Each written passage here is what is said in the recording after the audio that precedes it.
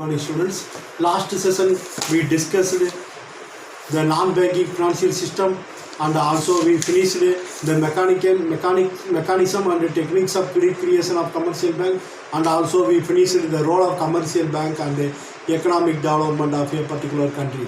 And today we are going to discussing very important concept and also very interesting concept also, that is the Reserve Bank of India. Today we are going to discussing the introduction of Reserve Bank and the functions of Reserve Bank.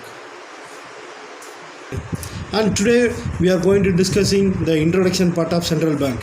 A central bank or Reserve Bank or monetary authority is an institution that manages the state. Here state means government currency, money supply and interest rate.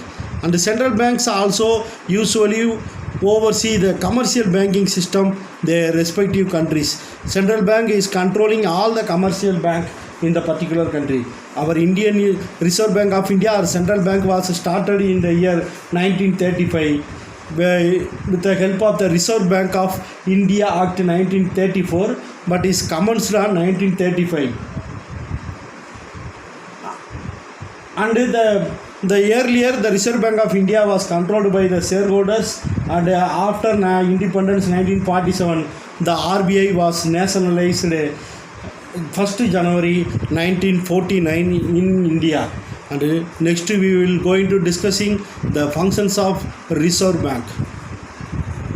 Now we are going to discussing the functions of Reserve Bank or functions of central bank. The first function is monetary authority. Reserve Bank of India controls the supply of money in the economy to stabilize the exchange rate, maintain the healthy balance of payments. So exchange rate means the export import, that means the exchange rate, and the balance of payment means the financial record of all the transaction between the country, that is known as balance of payments. So the Reserve Bank of India maintains the stability of exchange rate and maintain the healthy balance of payments, attain financial stability and control inflation and strengthen the banking system of particular country. That is the first function of Reserve Bank of India. And the second function is known as the issuer of currency. The objective is maintained to the currency and credit system of the country, and Reserve Bank of India is the sole writer of issue the currency, printing the currency, and take the action to control the circulation of the fake currency. And the third one is the issue of banking license. As per the section 22, the banking regulation of our Indian Constitution, every bank has to obtain a banking license from the RBI. If you want to start a new bank anywhere in India, you will apply the license or you will get the license from Reserve Bank of India and RBI to conduct the banking business in India. And the fourth point is known as the bankers to the government.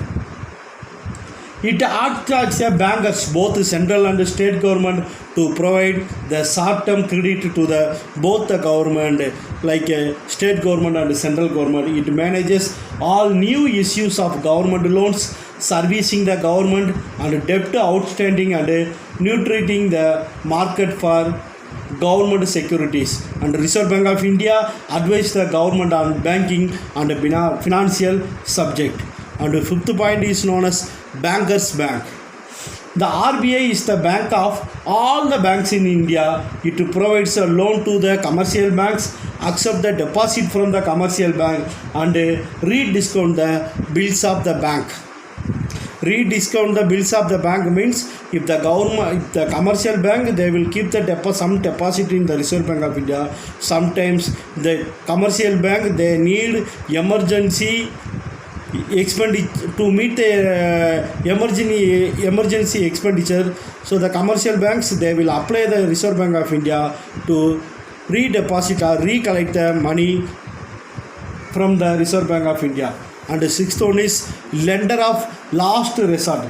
The banks can borrow from the RBI by keeping the eligibility security as a collateral. Collateral means agreement at the time of need or crisis. Sometimes the bank will go into the loss, or bank will affect, or bank will have the theft problem or some fire accident. The banks need money for to meet out the emergency expenditure, or the commercial bank they need money for to settle the customer's account. So the commercial bank they will apply and get the money from Reserve Bank and settle all the problems.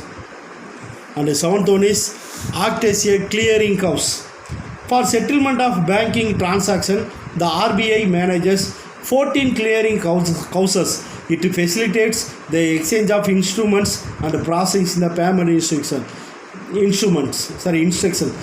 What do you mean by act of clearing house? Sometimes the government, the commercial bank, they need money to settle the customers. So the Reserve Bank of India give the money to commercial bank and later it will be distributed to the customers. And 8.1 is custodian of foreign exchange rates. The Reserve Bank of India acts as a custodian of forex. Forex means foreign exchange rate. It administrates and enforces to provide the Foreign Exchange Management Act, that is FEMA 1999. The RBI buys and sells the foreign currency to maintain the exchange rate of Indian rupee versus foreign currency, especially USA dollars. And the ninth one is regulator of economy. The Reserve Bank of India controls the money supply in the system and monitors different key indicators like a gross domestic product and inflation, etc. It is very important function of the Reserve Bank of India, that is regulator of the economy. And next point is 10th point is managing government securities. The Reserve Bank of India administers the investment in institution when they are invest specified minimum proportion of their total asset.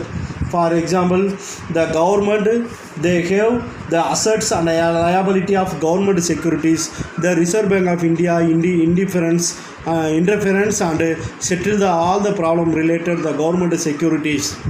And 11th point is the regulator and supervisor of payment and settlement system. The Payment and Settlement Act of 2017 PSS Act, the RBI oversight authority for the payment and settlement system in the country. And the Reserve Bank of India focus on the development of financing of safe, focus on development of functioning of the safe, secure and efficient payment settlement mechanism with the guidance of Reserve Bank of India. All the commercial bank they settle the problem related to the deposit and advancing the loans with the help of the Reserve Bank of India Act. And the 12th point is the developmental role.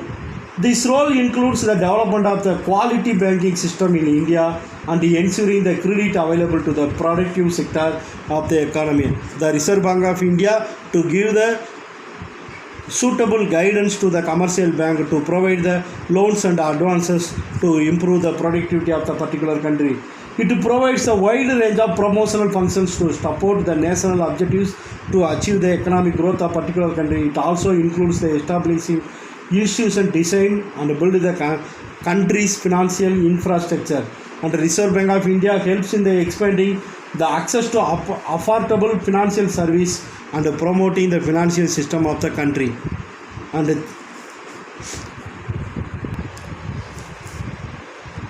the next point is publisher of monetary data and other data. The Reserve Bank of India maintains to provide all the essential banking and other economic data. Every year, the Reserve Bank of India published the Reserve Bank Bulletin or annual report every year.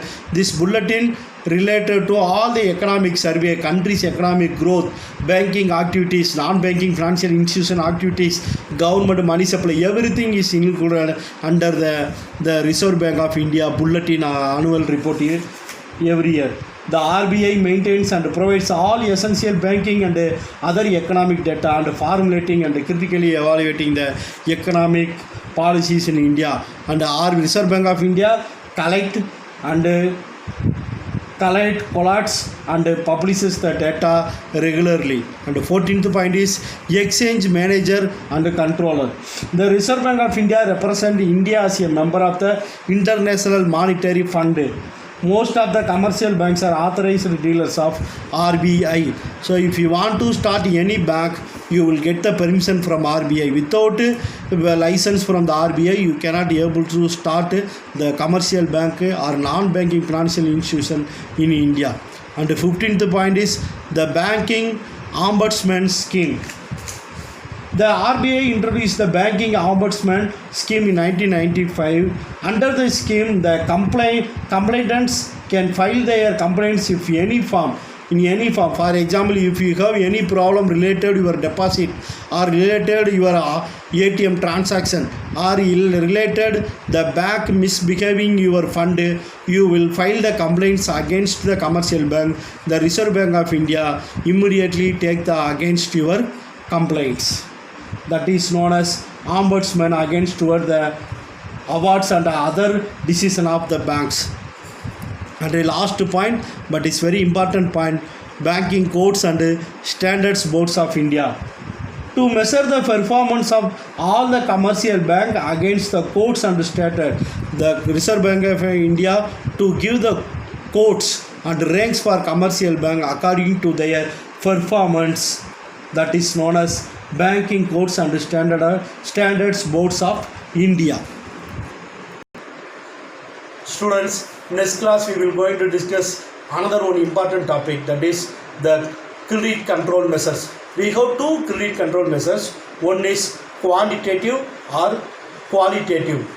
The quantitative, the credit method is also known as general method, and qualitative is also known as selective method. Under the quantitative method, we have four measures. One is bank rate, open market operations, and variable case reserve ratio. And under the selective or qualitative method, there are 6 methods we are using to control the credit. One is rationing of credit, the second one is direct action, and the third one is moral suasion, and the fourth one is publicity, and the fifth one is regulation of consumer credit, and the last one is marginal requirements. Students, don't miss the next class. We will discussing very important concept and a very interesting concept also. Stay safe in your home. Thank you.